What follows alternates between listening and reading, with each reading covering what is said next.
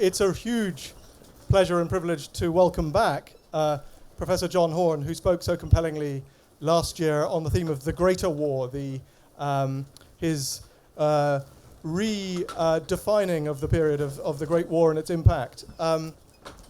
As I listened again to John's talk from last year, and incidentally you can do that with all of the talks that were given in the first 2 years, and we will be both recording and podcasting from this year's festival, so there will be material that you hear on the podium and that is captured elsewhere at the festival. As I listened to John last year, as well as being struck again by the range of his knowledge and the hugely recondite and yet accessible way in which he conveyed it, I was reminded of one thing that has been a development between last year and this, and that is the acquisition of a lectern. Last year, John, as well as illuminating all of us, wrestled with a small velvet kneeler, which is a mark of the piety of the Kingston household, but its lack of preparedness for lecturing. And I'm glad to say we now have one. And for those of you who weren't here to hear John last year, he is a Professor Emeritus in modern European history at Trinity College Dublin. He's somebody who is noted for his work on the history of the Great War, initially and focused particularly, and continues his work in relation to the French military effort in the Great War, but he's also one of those scholars who led thinking and rethinking about Irish involvement in the Great War with a series of very important collections that he edited and helped to conceive. And I think we're all in his debt for the work he's done to locate that aspect of a great European experience in Ireland. Today, he's going to talk on the subject at the Crossroads, Ireland, Britain, and the international context, 1919 to 23. So building a little on some of the themes that he was discussing last year, but looking at the Anglo-Irish relationship in that period, in that particular context. And you'll begin to see what the overarching plan, insofar as we have one here, is. This is another part of that, thinking about what was going on precisely 100 years ago in Ireland in its relationship to its nearest neighbour. And again, there'll be some related themes that are picked up in the panel subsequently, but I think this will be a fascinating expansion on that subject. So without anything more from me, I'd like you to welcome Professor John Horne.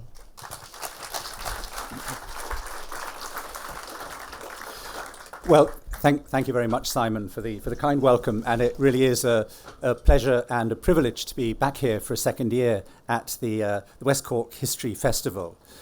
As Simon mentioned, last year I gave a paper to the festival. Didn't know you could actually hear it on podcast, but okay.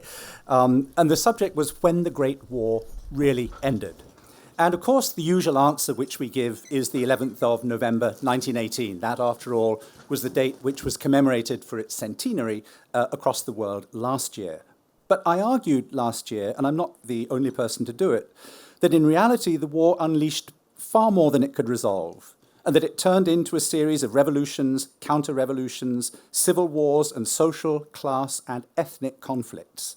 These brought communism and fascism to power in Russia and Italy, respectively, and they saw the often violent birth of new nation-states in Eastern Europe and, of course, in Ireland. Now, the Paris Peace Conference wrestled with these issues, and we've referred several times now to Versailles and the Treaty of Versailles, but it is worth just pausing and making the point that not just the great powers, Britain, France, the United States, also Italy, but a myriad of associated powers gathered in Paris for 18 months from January 1919. The peace conference was in Paris. Versailles was just the signing of one treaty, albeit very important, with Germany, that also set up the League of Nations. But the peace conference lasted until the middle of 1920. As Margaret Macmillan, in her book on the peacemakers, has called it, it was, as it were, the provisional government of the world for a year and a half after the Great War. That peace conference also, as well as trying to wrestle with the issues that I've just mentioned, the revolutions, counter-revolutions, emergence of new states, ethnic conflicts, as well as doing that in terms of the power interests of the big three in particular, the US, Britain, and France, that ordering of a politics that Brendan Sims was referring to. It also faced the challenge of trying to build a new world order based on Woodrow Wilson's rather vague principle of national self-determination, and on the innovation of the League of Nations. Of course, the League was the precursor of the UN, the United Nations. It was a multilateral body founded on international law, open to all states who abided by its rules. Its aim was to regulate relations between states to help implement the treaties which had been passed by this long peace conference, especially with the defeated powers and with the new nation states that came out of the peace conference. And of course, its job was to prevent the return of a catastrophe such as the Great War. But, and this is the crucial point, the peace conference took place in a world in flames. The collapse of three dynastic empires, Tsarist Russia, the Russian Revolution, Habsburg Austria-Hungary, spanning a large portion of Central and Eastern Europe, the Ottoman Empire from southeastern Europe through to the Middle East, the defeat but not the destruction of Germany, stirrings in the colonial world, and notably in the former Ottoman Middle East, where when the Ottoman Empire collapses, its Arab provinces then become opened up, notably to the British and French, who divide them between them. All of this both shaped and limited what the Allies could achieve at the peace conference and after it. So in short, on this view, the Great War, with its 10 million military dead, with a great deal of chaos that followed it, was really the violent epicenter of an extended or greater war, which only ended round about 1923, 1924. That was when the real stabilization set in. Now, not being an historian of Ireland, and like Brendan, I really want to underline this point, last year I didn't discuss Ireland. But this year, Simon asked me to revisit these ideas, as you've just suggested, with a focus on Ireland and Britain, seen in this larger context. And I'm happy to do this because it seems logical in 2019 to talk about the aftermath of the First World War in 1919 and the years that followed, but also because, very seriously, I think a new aim of the festival this year, as I understand it, is to deepen our comprehension of these entangled histories of Ireland, Britain, Europe, and the wider world. 100 years ago, the tectonic plates shifted because of the Great War. We know that something of the kind is happening currently, at least in relation to Ireland, Britain, and Europe. I don't want to draw extended parallels, but what I do want to suggest is that it might help us to use this framework of a greater war to better understand Ireland, Britain, and their interactions a century ago. I repeat, I'm not an historian of Ireland. This is, in a way, new territory for me to think about Ireland and Britain in this context. I'm going to keep the focus wide and the tone speculative. But that, I think, is one of the purposes and the pleasures of history festivals. So I propose to take three themes in order to look at Ireland and Britain in this larger European and international context in these precise years, 1919 to 1923-24, the so-called Greater War. Firstly, I want to look at sovereignty, because this was a critical issue in the political upheaval after the Great War. Secondly, I want to look at violence, a subject which concerns historians of war naturally, but violence because, by definition, violence was central to this ongoing greater war with its many conflicts. And thirdly, I want to look at the colonial war because historians, I think, have come to understand that the greater war, this period of upheaval after the First World War, was not just confined to Europe. It profoundly affected the wider world. Each theme, I hope, will offer us a comparative perspective on Britain and the Irish Revolution. Firstly, sovereignty. When Woodrow Wilson arrived in Europe in December 1918, he was greeted briefly as a secular messiah. His message, and the crowds were enormous that turned out to greet him in Britain, France, and elsewhere. His message, vague and contradictory as it was, promised a non-punitive peace, a non-punishing peace, and also, and crucially, self-determination as the basis for an implicitly democratic and national order, at least for Europe. Wilson was thinking primarily of Europe, not about the world beyond.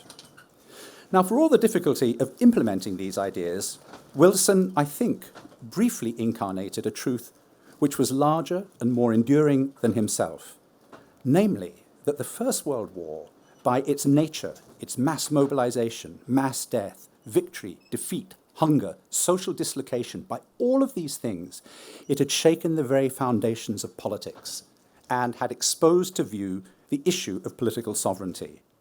The scale of sacrifice brought down regimes I've referred to, Russia, Austria-Hungary, the Ottoman Empire, also Imperial Germany. But even where it didn't, it posed the question of who ruled, by what legitimacy, over what territory, and to what end. These were the kinds of questions that the scale of mobilization, the cost, the suffering of the Great War posed. In the name of what had all this happened?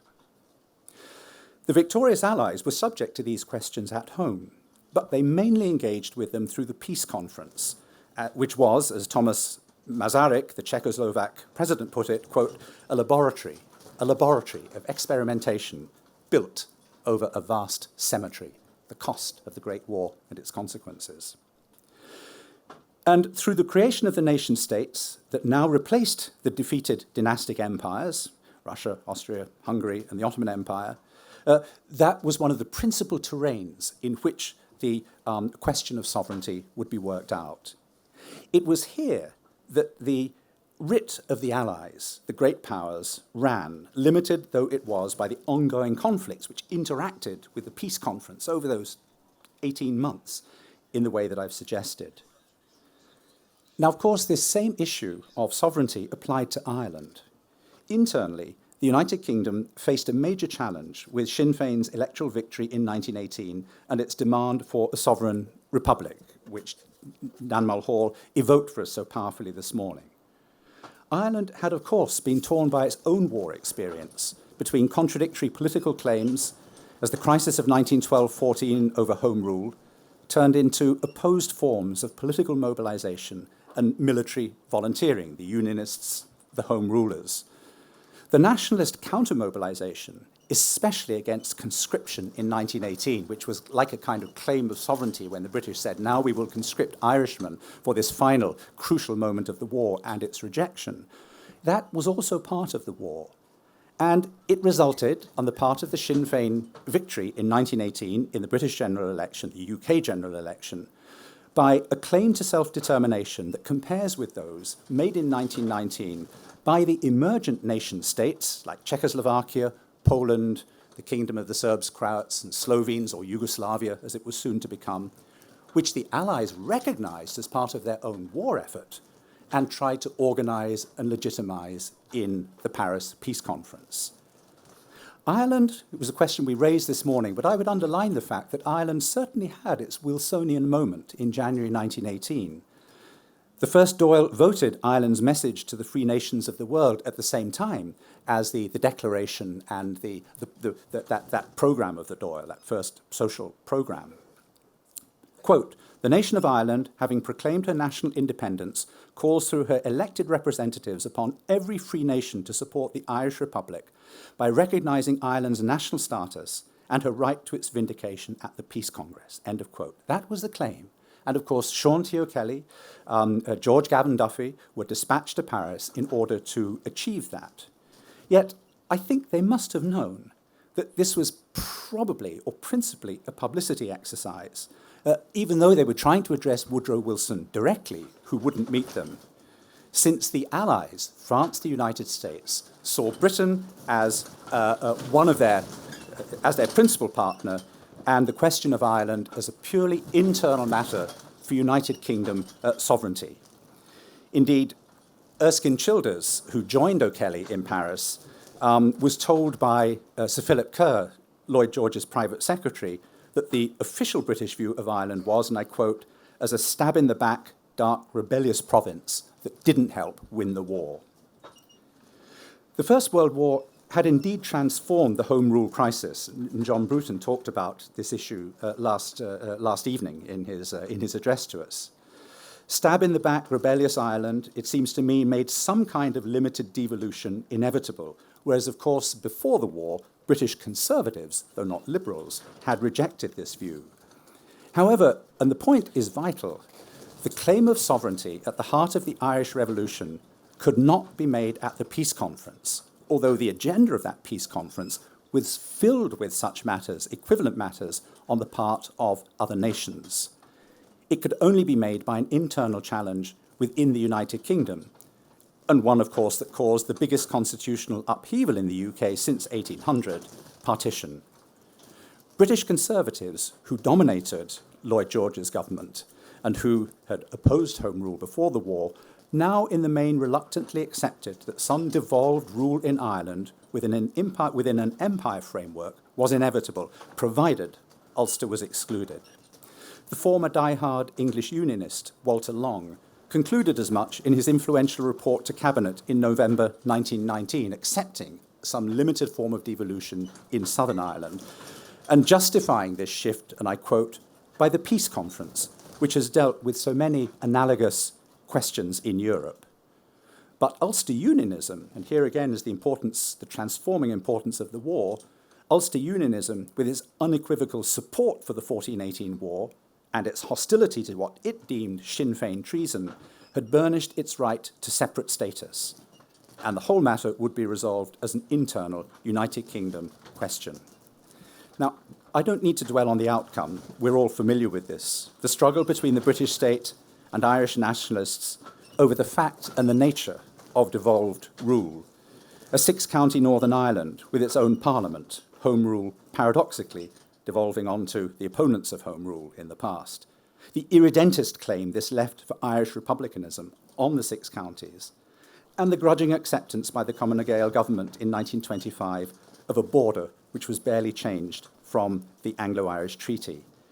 Yet, if it was a bitter compromise for all Irish nationalists, it reshaped, and that's the point I want to emphasize, it reshaped the British state, owing not just to the effective loss of the South, but to a new entity in the north, Northern Ireland, with its Stormont Parliament. And for us, I think the point about this outcome is that it created an Irish-British variant of a very European outcome of the Greater War. That's to say, borders with ethnic or national minorities, which now became the source of ongoing conflicts over sovereignty and national identity. This happened, however, outside the framework of the Peace Conference. At the Peace Conference and afterwards through the League of Nations and the successor instruments of the Peace Conference, conflicting sovereign claims made for contested borders and national minorities in much of Central and Eastern Europe. Once the nation framed the state, everything turned on how the nation was defined. Woodrow Wilson himself envisaged a kind of civic nation based on diversity. Quote, a cosmopolitan and polyglot people was how he described the US to Congress in 1917, though in fact, Wilson's assumed norm, was a liberal white male, and his vision certainly did not extend beyond Europe into what he would have called people of colour. But where the nation privileged one historic, ethnic, or religious identity over others, it created alien minorities within its borders. And where members of its own ethnic or national group lived outside the territory of the new state as somebody else's minority, they frequently became the focus of demands for reunification, of irredentist claims. Such national animosities had been heightened by the First World War, and the conflict over borders and minorities was integral to the greater war that I've described in Central and Eastern Europe, in Turkey, and in Italy. The Poland that emerged in 1920 was twice the size of the one created by the Allies in Paris in 1918-19. A third of its people consisted of non-Catholic or Polish minorities, Jews, Ukrainians, Lithuanians, after Poland had fought wars with an emergent Ukraine and Lithuania, and leaving irredentist claims in both those countries.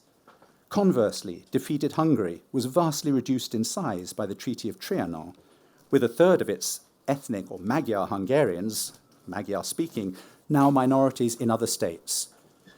German and Polish paramilitaries fought for Upper Silesia and other border areas. Upper Silesia, in the end, was partitioned between them by the League of Nations, and so on. What I'm suggesting is that much of the work of the Peace Conference after 1919 and its successor organizations, such as the League of Nations, involved adjudicating disputed borders by plebiscites, as in Upper Silesia, not to mention dealing with refugees and expellees. I mean, the origins of the United Nations High Commission on Refugees dates precisely from 1920, and these terrible wars in which people were expelled, refugees were fleeing, and so on. Most importantly of all was the legal protection of national minorities on religious or ethnic grounds in those new nation states which the Peace Conference and the League of Nations, interacting with the battles on the ground, was responsible for setting up.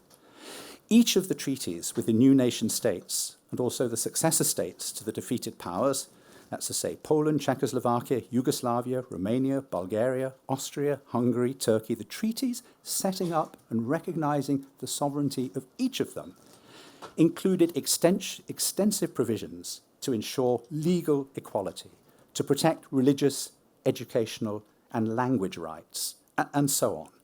The detail was often extraordinary. It included, for example, the protection of the Jewish Sabbath in independent Poland. Enforcement proved the great difficulty, but the point is that sovereignty carried obligations to minorities in this new dispensation in Europe.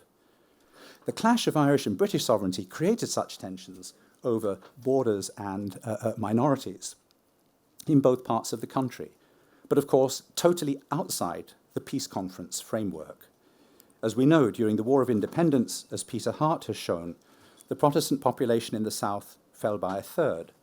The reasons varied: emigration, intimidation in some settings, anti-landlordism, accusations of collaboration with the Crown, but all on a very patchy regional basis. However, as I understand it, and that was Hart's conclusion in his first book, the IRA was not sectarian as such, and Protestants were only a minority, if disproportionately, of those killed. There was nothing, in other words, in Southern Ireland comparable to the ethnic violence in Central and Eastern Europe, let alone, to take the extreme case, the forced exchange of 1 million Christians and Muslims by Turkey and Greece under the Treaty of Lausanne in 1923, which recognized the new independent Republic of Turkey. This was a first, legalized ethnic cleansing. In Southern Ireland, any tendency to stigmatize a minority by its religion or old loyalties was, again as I understand it, local, limited, and not endorsed by the new state. Indeed, John Bruton referred yesterday to the important steps taken by the Free State to protect Protestants, for example, the Protestant senators, and there were other measures as well. In Northern Ireland, however, a larger Catholic minority, a third of the population, grouped in communities that the six-county unionist option had been precisely designed to contain, resulted in violence of a different order. The shipyard expulsions of 1919, the pogroms of 1920 to 1922 were internal conflicts to corral and redefine the living space of a minority that was precisely not leaving. Most of the victims were civilians, and at the Belfast epicentre, the typical battles with grenades and sustained gunfire lasted hours, sometimes longer. Some participants even compared them to fighting on the Western Front. This was, in essence, not guerrilla war, but intercommunal violence. It had a long history in the province, but precisely the high stakes of the war over sovereignty between Britain and Ireland and the creation of the two new states heightened that violence and also made it a long-term historical marker. It was remembered. Timothy Wilson has compared Ulster with the Polish-German conflict in Upper Silesia during the same period, and he notes the similarities, but also he points out that overall in Ulster or in Northern Ireland, the violence was less extreme because the old antagonisms between the two sides were long-standing, albeit they were now being expressed in the new setup of partition and the creation of Northern Ireland. Whereas in Silesia, Germans, Poles, often both Catholics, had lived side by side, and it was the conflict over the border and where the two communities would live in 1919 to 1921 that actually created the identities. And in that sense, the violence was perhaps more extreme. Overall, the casualty levels, or rather the death levels, were 12 per 10,000 in the Silesian case, 4 per 10,000 in the Northern Ireland case. The protection of minority rights was an important part of the League of Nations work in the successor states. But as I say, this didn't apply to Northern Ireland because it was a sovereign part of the United Kingdom. There, devolved government enabled the unionist majority, always feeling under pressure from the irredentist claims from the Free State or from advanced Republicans, institutionalized discrimination against its Catholic minority. I don't know enough to know whether, but I would like to, public opinion in the interwar years in Britain or Ireland tried to use the League's minority provisions, the protection of minorities in the new states in Central and Eastern Europe, as a kind of measure for what was happening in Northern Ireland, a basis on which to comment on it. And of course, in the longer term, the League's minority policies, as I say, the real problem was with implementation. They simply couldn't deal with the radicalized ethnic discrimination of the 1930s, so that the minority and border conflicts of 1919 to 23 in Europe helped fuel the racial and ideological cataclysm of the Second World War. In Northern Ireland, by contrast, it seems to me they were frozen by partition. Let me turn now to my second theme, which is violence. This was crucial to how sovereignty and self-determination were pursued in the conflicts of the Greater War of 1919 to 1923. Violence shaped and limited what the Allies could achieve at the peace conference and afterwards. Violence was obviously no less central to the Irish-British conflict, and in some regards, I've suggested in relation to Belfast, it bore parallels with Europe. But a striking point overall, if we think about the nature of violence and the role of violence in the Anglo-Irish conflict of this period compared to Europe, and it may be a key to an explanation, is the low levels of fatality, the low death rates in Ireland. According to Uno Halpin's definitive study from 1917 to 1921, 2,141 dead, and that, I think, is the point I would want to underline. If we accept Belfast, much of Ireland was spared direct conflict for much of the time in 1919 to 23.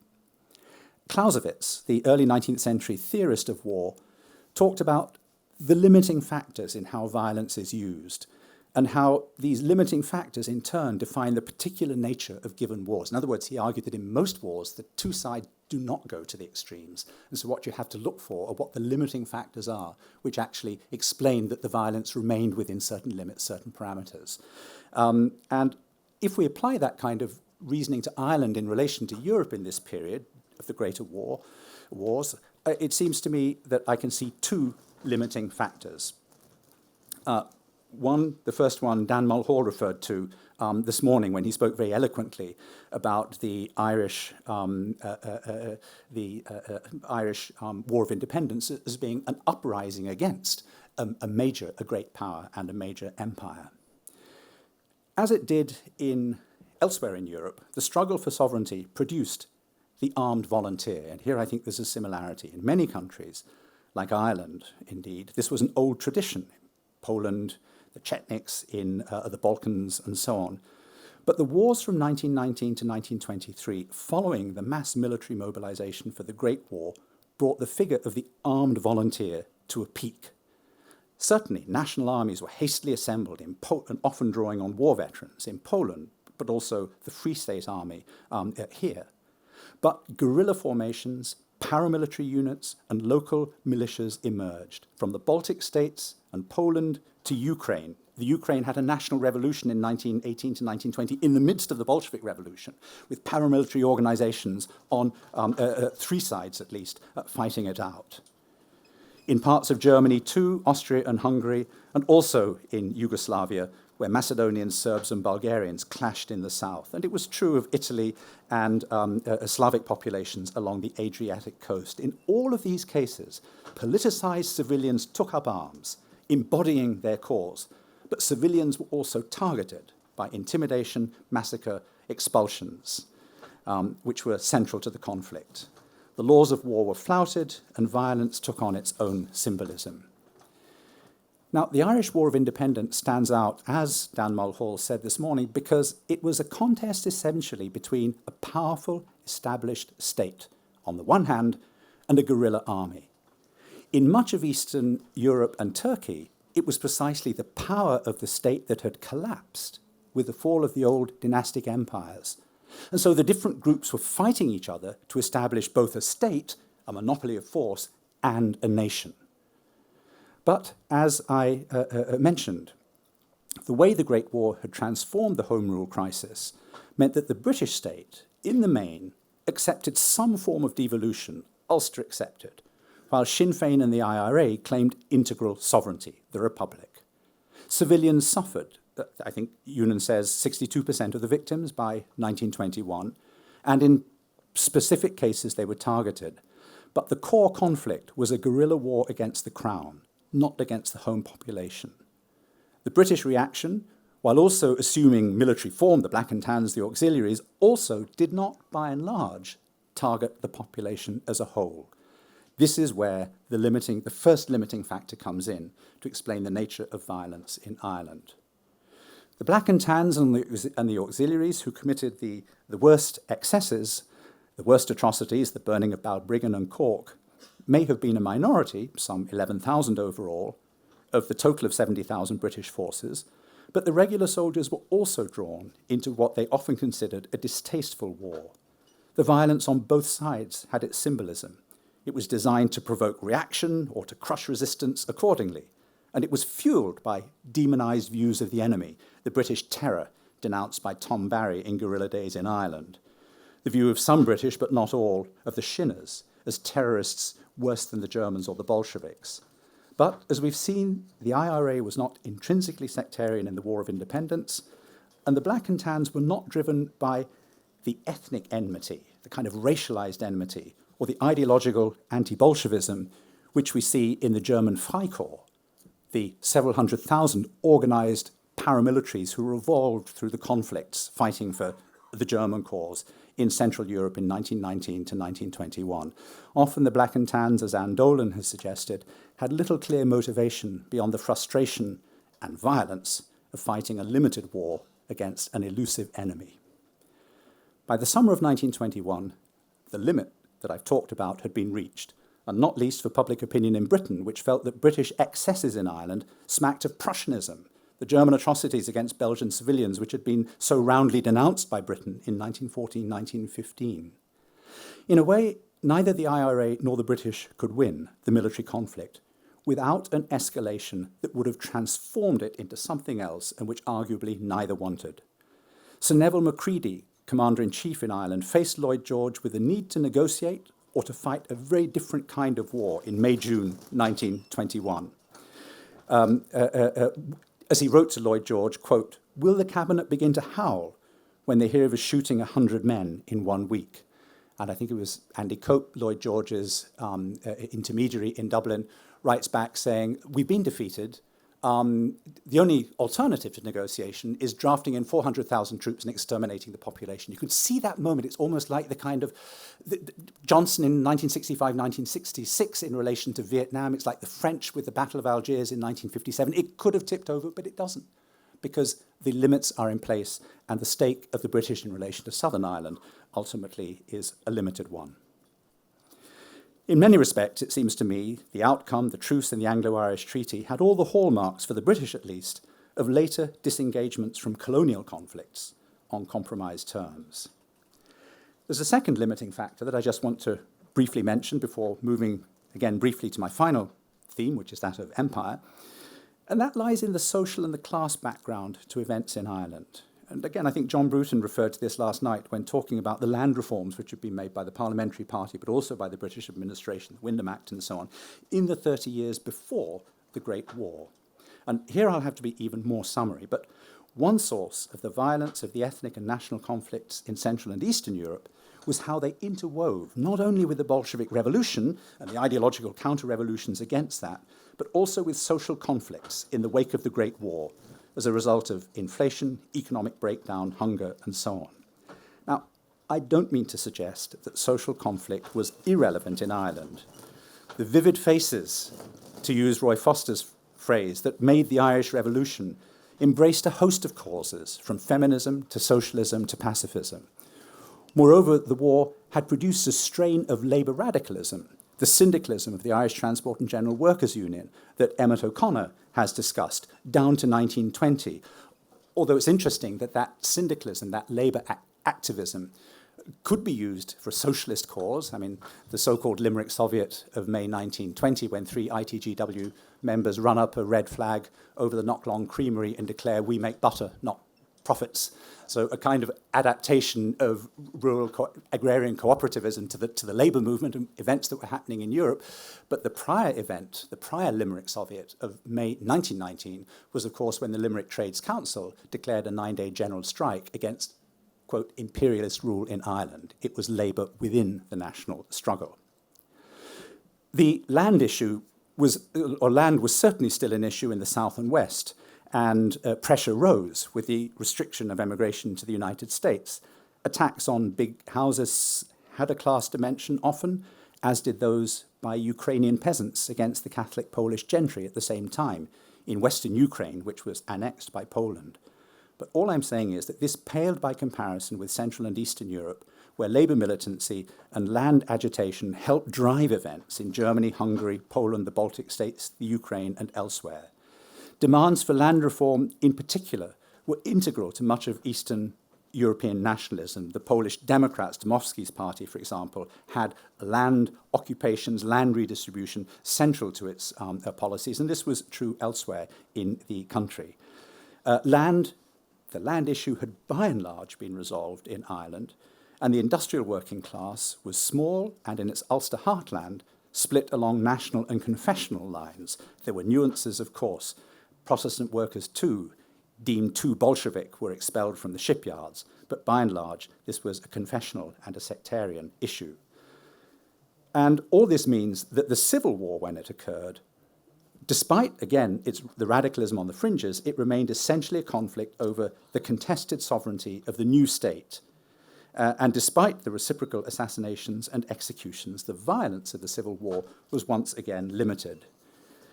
Finland is a good contrast. A small country with a similar-sized population, it experienced a brief but intense civil war in 1918. As that country freed itself from Russian rule, it had been part of the Russian Empire. Class issues, there was a strong labour movement, were central, as were the opposed ideological claims of socialism and anti-Bolshevism, and these were supercharged by the fact that German conservatives on the one hand and Bolsheviks on the other hand were operating around the fringes of the country, and in the German case indeed intervened in the south. What occurred was a conflict between paramilitaries, 200,000 mobilized in the space of weeks, Reds and Whites, with mass executions on both sides. In 6 months, 1% of the population perished, 36,000 people, equal to the Irish dead of the Great War, in a civil war that the Finns today now find very hard to comprehend and to explain. Yet, for all its limits, the Irish Revolution shared a legacy with other parts of Europe. The armed volunteer who fought for the nation remained a potential embodiment of the nation.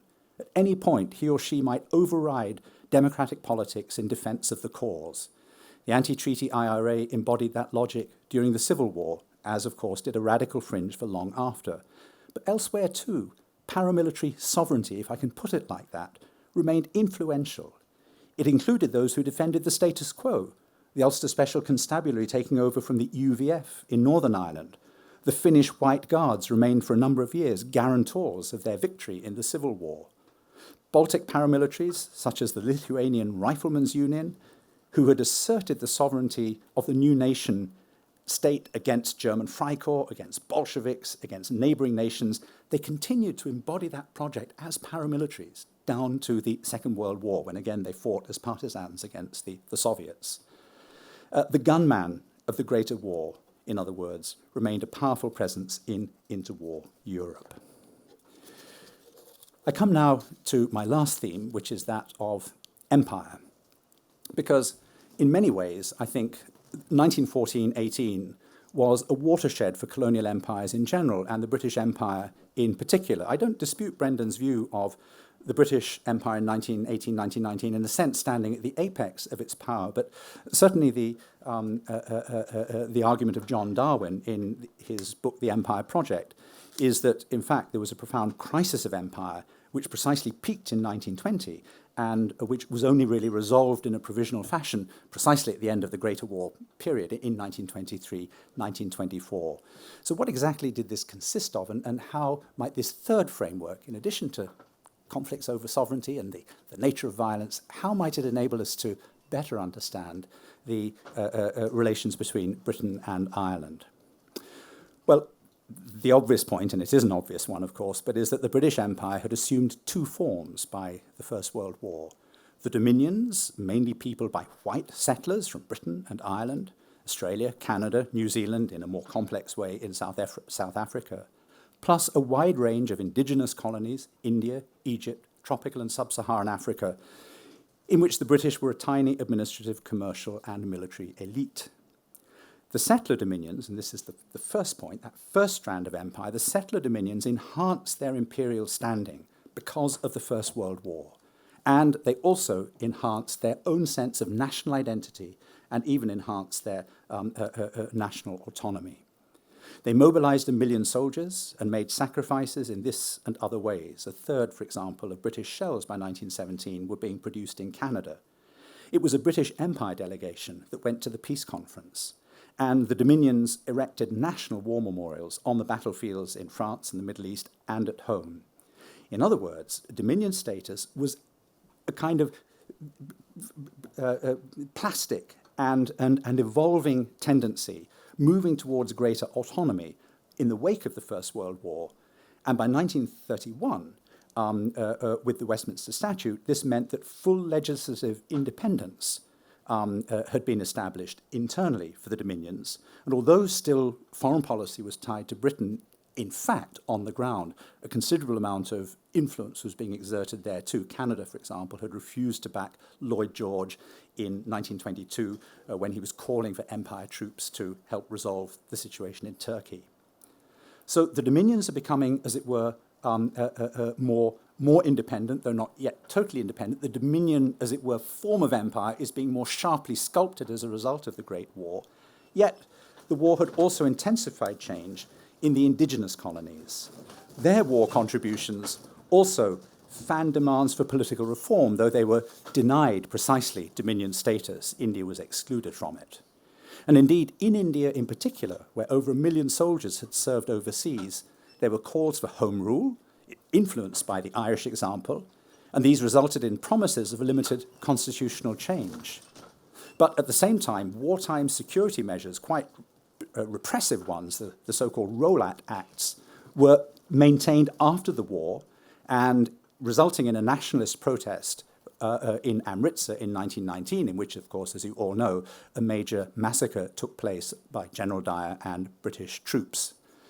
And this, in turn, produced Gandhi's non-violent protest movement, which precisely rejected the Irish path of armed resistance, which linked up with Muslim nationalists, the Khilafat movement, in the first mass demonstrations against British India. In Egypt, Saad Zaghloul, the nationalist leader, who, like many other colonial nationalists in 1919, tried to beat a path to Paris, demanding that the Wilsonian principles now be applied to empire, for which Wilson had never really envisaged them, he was arrested by the British and deported. And this prompted a revolt, Egyptian nationalist historians call it the Egyptian Revolution, and which, certainly according to the British authorities in Egypt, had, quote, gained the sympathy of all classes and all creeds. In suppressing it, 800 Egyptians and 80 British soldiers died. Again, 1919. Above all, the defeat of the Ottoman Empire in 1918 placed the colonial world firmly on the agenda of the peace conference.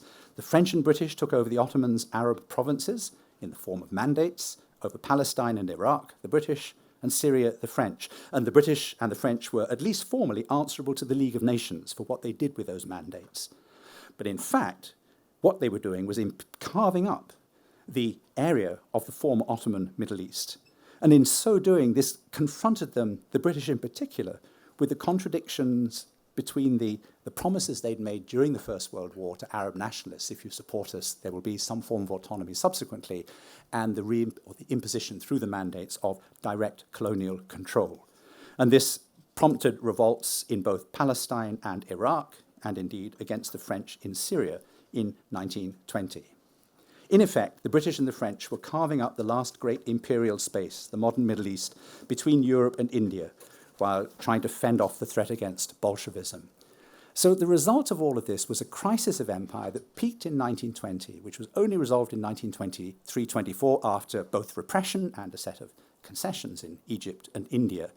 And in every sense, I want to suggest that this crisis was part of the Greater War, and it supplies a third context within which to understand British-Irish relations. We know that Dominion status on the Canadian model was the imperial recipe for which the British reached in 1921. And in the longer run, it was this recipe reinforced by the growing autonomy across the 1920s of the Dominion model, which provided a pathway to sovereignty for the 26 counties, the freedom to achieve freedom, if you will, at the cost of a Republican schism and civil war. Yet, the War of Independence was understood by many at the time as a revolt against the British Empire, not just Britain. As a young nationalist, in fact, it was Art O'Brien, the president of the Sinn Féin Council of Great Britain, told the French reporter Joseph Kessel after Terence McSweeney's death by hunger strike, and I quote, from the Atlantic to the Indian Ocean, it is the same combat against the same enemy. Today, we're the avant-garde, but it isn't just for Ireland that the Lord Mayor has died. It's so that the whole British Empire is destroyed. Empire of the Dominions or Empire of the indigenous colonies? Ireland, it seems to me, straddled the two in 1919 to 1923, fitted them both, depending on the viewpoint, and both of them shaped the outcome. It wasn't just a matter of counterinsurgency on the British part, though as Charles Townshend and others have shown us, the techniques used in Ireland during the War of Independence against the IRA would indeed be deployed in Palestine and Iraq, to which, in fact, some of the British paramilitaries would find their way. Ireland before 1922 was part of Britain as the UK, not the Empire, but events in the Greater War placed it within the crisis of empire. For Sir Henry Wilson, former Chief of the Imperial General Staff, Southern Unionist, security advisor to the government, what was at stake in June 1920 was, quote, the loss of Ireland to begin with, the loss of empire in the second place, and the loss of England itself to finish up with when Sinn Féin hooked up with radical Labour in Britain, in his view. Now, owing to the limits of the War of Independence that I've already referred to, Sir Henry Wilson's fears were not realised. But as Kate O'Malley has shown us, the Irish Revolution remained an inspiration for anti-imperialists from the indigenous colonies, India, Egypt, and elsewhere. De Valera, interestingly, in late 1919, talking to the Irish delegates at the peace conference in Paris, said there was perhaps less point in making contact with independent new nations in Europe who would all have their own realpolitik, their own affairs to follow.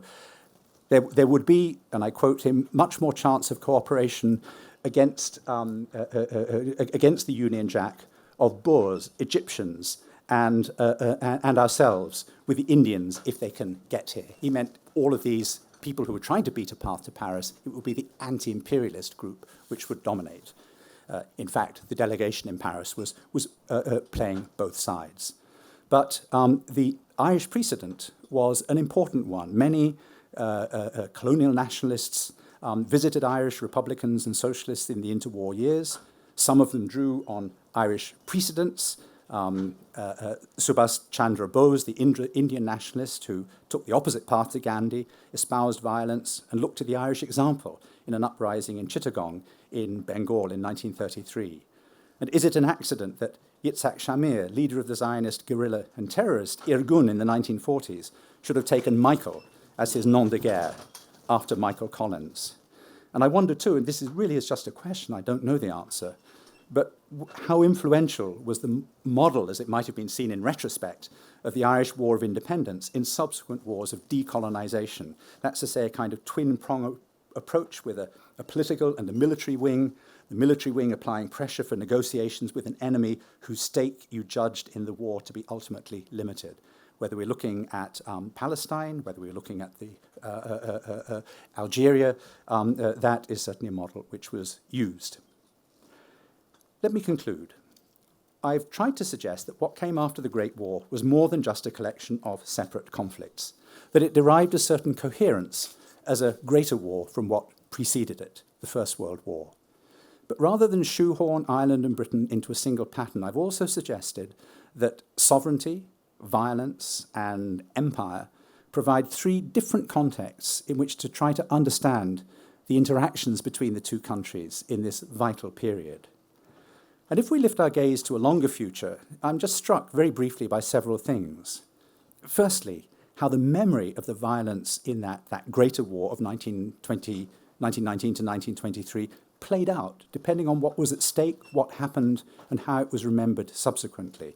Often, for example, in Poland, it was the memory of the wars of 1919-20, which dominated national memory, and after the fall of communism have roared back, as it were. 200,000 people came out on the 11th of November last year in Warsaw to commemorate those post-war wars, as it were, which formed the new Poland. And I don't need to rehearse in this context how the different memories of Unionist service in the First World War, of the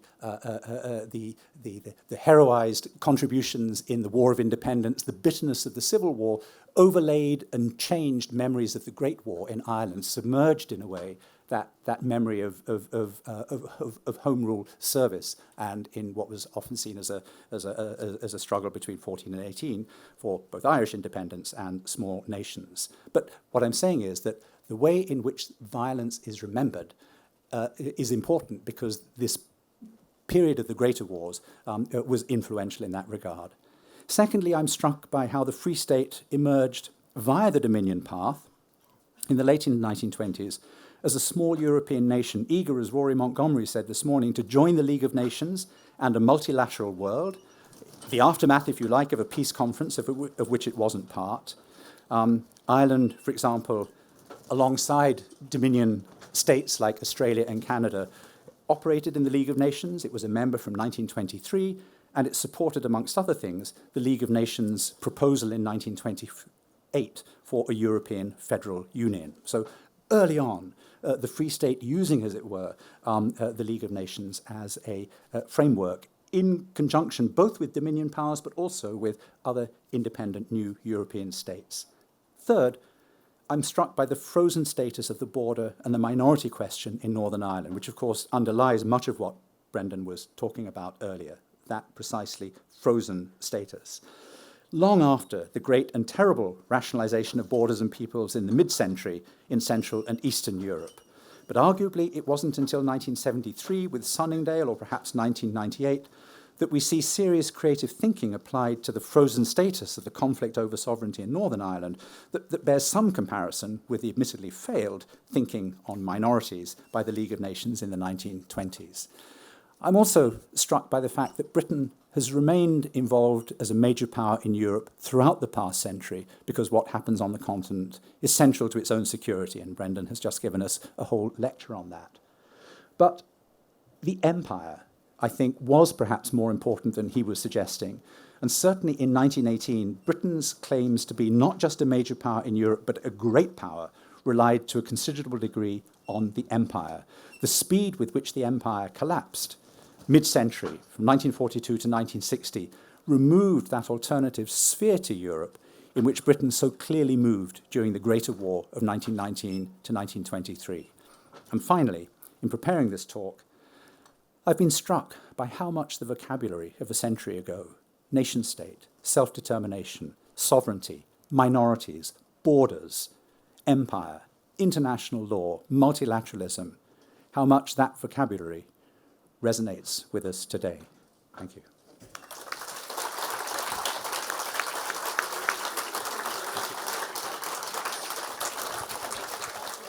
John, thank you. Having started a few minutes late, I'd like to give people a chance to ask a few questions, if that's all right with you. Whether deploying some of that vocabulary or words like cakeism, who has questions for John?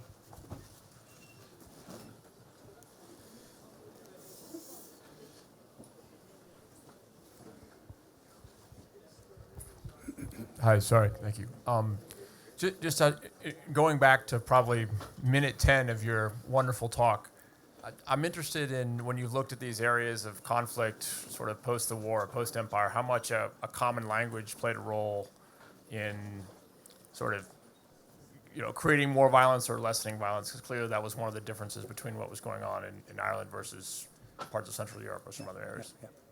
Yep, thank you very much. Well, I think there are common languages. First of all, there are common political languages. So the languages of sovereignty, of recognition, are there in across many of these cases. But if you mean the language of violence, yes, it's a really interesting question. I mean, often when there are clashes between paramilitaries and state forces, an imbalance of strength on either side, you get symbolic acts. You get the targeting of people who seem to stand for the community, and they may be targeted and they may be shorn. In the case of women, they may have their head shaven if they're accused of collaboration and so on and so forth. And in an interesting piece of work done by Julia Eichenberg in a book that Robert Gavart and I edited on paramilitary violence in Europe after the Great War, she pointed to many of those comparisons between the interethnic wars in Poland and what happened in the Irish War of Independence, and indeed even in the Civil War. The difference is, I think, the tendency to wholesale expulsions, the tendency to attack people as an entire group, to move them, which you do find, and which you find the Silesian situation moving towards, that, I'm arguing, has a much lesser salience, much lesser impact in Southern Ireland during the War of Independence or the Civil War, if I'm right. Where you do begin to see a comparison is in relation to the intercommunal violence in Northern Ireland, but even that remains restricted by comparison with somewhere like Silesia.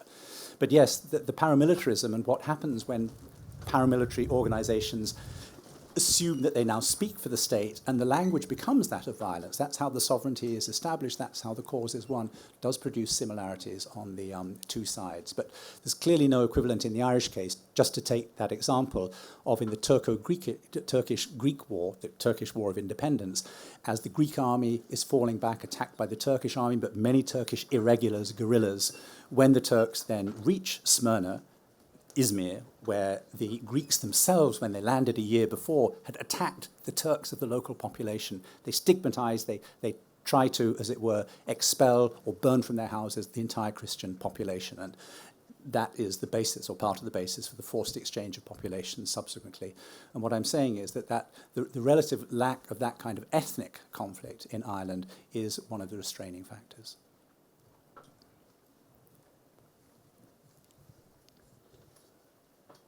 Any other questions? Well, as with Brendan, there'll be a second bite, as it were, at John when he joins us on the panel later. So can I ask you to thank him again and say that we will reconvene at 4:15, so you have about 8 minutes.